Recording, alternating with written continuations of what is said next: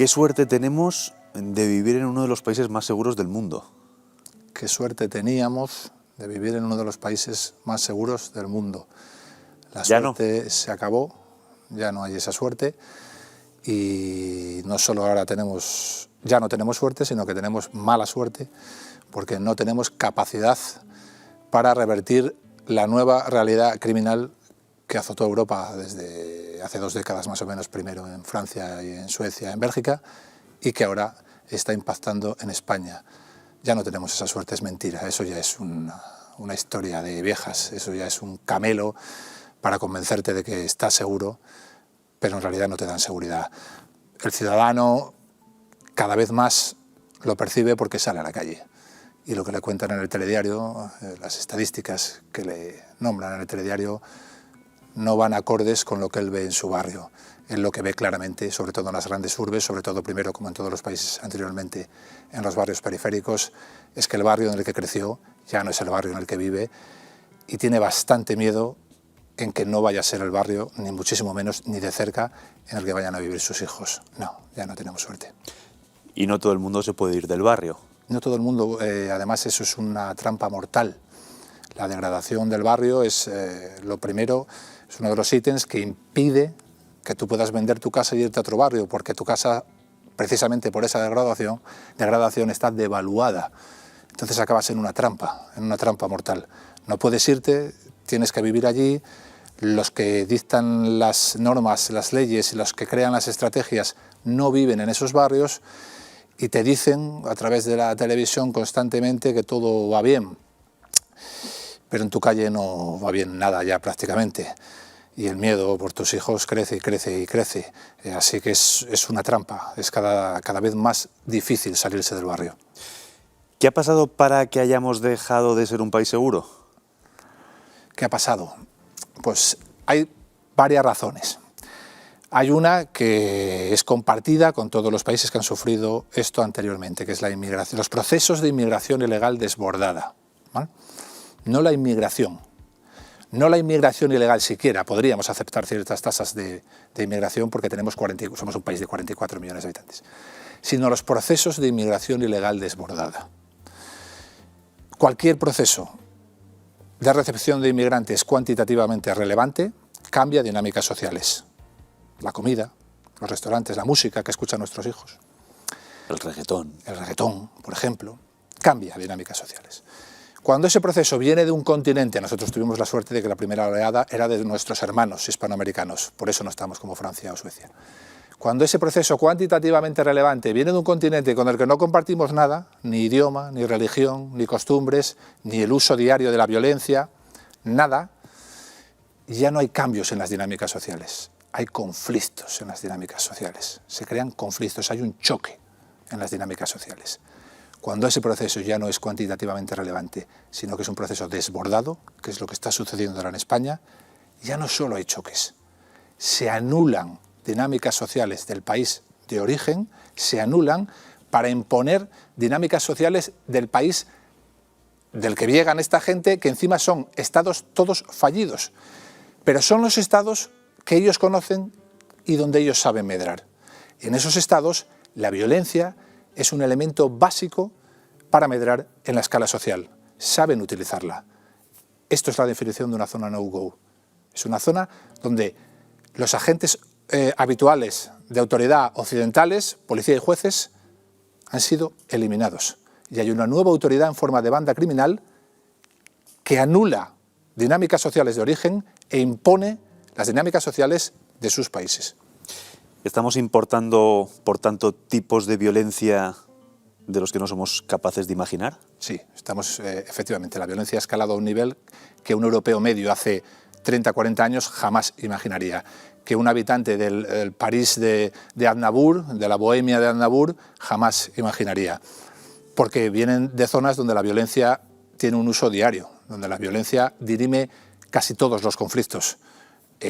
Nuestra civilización, la civilización occidental, que tiene 3 pilares, Grecia, Roma y el cristianismo. Roma es básica, porque el derecho romano, que es la primera asignatura que se estudia en la Facultad de Derecho, hace que dirimamos los conflictos de manera diferente.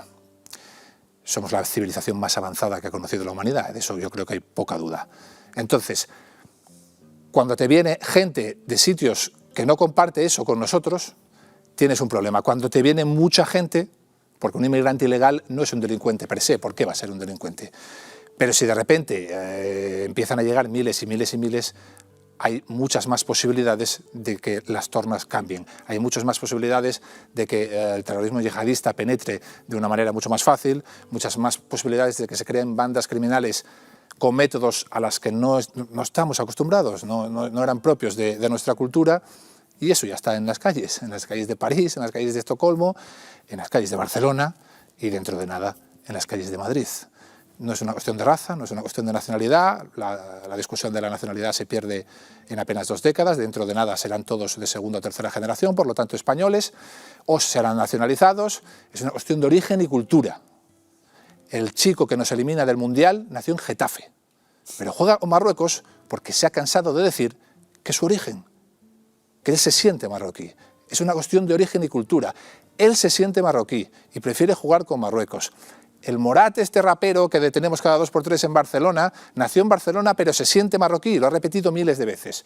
De la misma manera que los Latin Kings se llaman Latin King, pero yo no puedo decir que el origen y la cultura son 2 ítems fundamentales en criminología. A pesar de que ellos mismos lo reconocen, yo no puedo decirlo, porque entonces soy un racista y un xenófobo. ¿Se veía venir todo esto? ¿Pierre lo vio venir, aquel viejo policía francés? Pierre, mi amigo Pierre, lo vio claramente venir.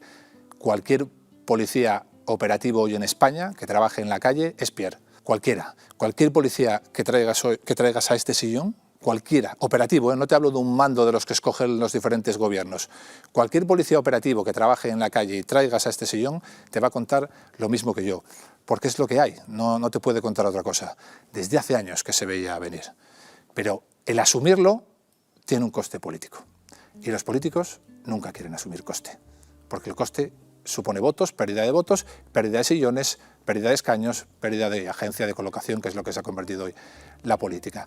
Entonces, van a hacer lo mismo que hicieron en Francia y lo mismo que hicieron en Suecia. Negarlo hasta el final, decirte que todo va bien, decirte que está todo en tu imaginación, darte números para que creas que somos el país más seguro del mundo, como hemos empezado esa entrevista, hasta el final, porque no quieren asumir ningún coste. Solo cuando todo estalle, solo cuando la gente ya casi no pueda salir ni a la calle en ciertos barrios, como pasa en París, habrá una reacción. Y es triste, porque para entonces ya habrá muchos asesinados de bandas, de no bandas, muchas violaciones. Francia tiene hoy 64 violaciones diarias. No deberíamos tener que llegar ahí para reaccionar. ¿Vamos a llegar a un momento en el que la seguridad va a ser un lujo al alcance de muy pocos? Sí, sí. Y además que estamos ya muy cerquita de ese momento. Parecía muy alejado en la década de los 90, pero estamos ya muy cerquita de ese momento.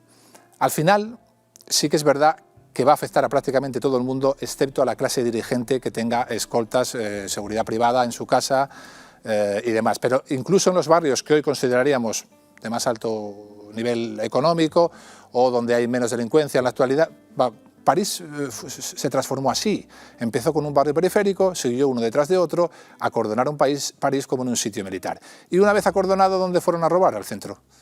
A lo que hoy sería en Madrid la Milla de Oro, pues allí fueron a robar. Al final acabará sintiéndolo todo el mundo, excepto los dirigentes porque tienen escolta, pero el resto acabaremos sintiéndolo todos. Los procesos de tecnificación, que es otra de los grandes retos de la nueva delincuencia, ya no derivado de la inmigración ilegal desbordada, sino de delincuencia autóctona tecnificada, tampoco lo sabemos contrarrestar. Es decir, el kinky de los 80, que salía del barrio, el vaquilla, era un tío que robaba con un cuchillo una farmacia y que era detenido a las 48 horas porque todo el mundo sabía quién era. Ese kinky de barrio hoy es un alunicero. Roba Porsches Cayenne. Tiene métodos tecnificados. Si es butronero, utiliza lanzas térmicas. No tiene nada que ver con el vaquilla y con el torete. Absolutamente nada que ver. Nosotros seguimos teniendo un modelo para detener al vaquilla y al torete, pero el vaquilla y el torete ya están muertos, ya no existen. Tenéis, y cuando digo tenéis me refiero al Cuerpo Nacional de Policía, una cuenta de Twitter con muchos seguidores. ¿Sirve de algo? Sí, sirve para empeorar las cosas. No sirve para absolutamente nada porque es una cuenta que está bajo absoluto control político, la perspectiva profesional está anulada y por lo tanto está para reforzar el mensaje gubernativo del gobierno de turno. Y desde esa cuenta siempre te mandarán mensajes positivos, siempre irán más al circo que a la realidad, siempre promocionarán algunas macrooperaciones, que eso está muy bien, vende mucho, ¿verdad?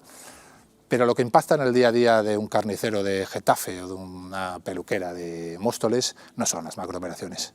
El modelo tiene que cambiar entero, desde la comisaría de Móstoles, desde la comisaría de Getafe, porque es el barrio de esos hombres y de esas mujeres lo que se está deteriorando.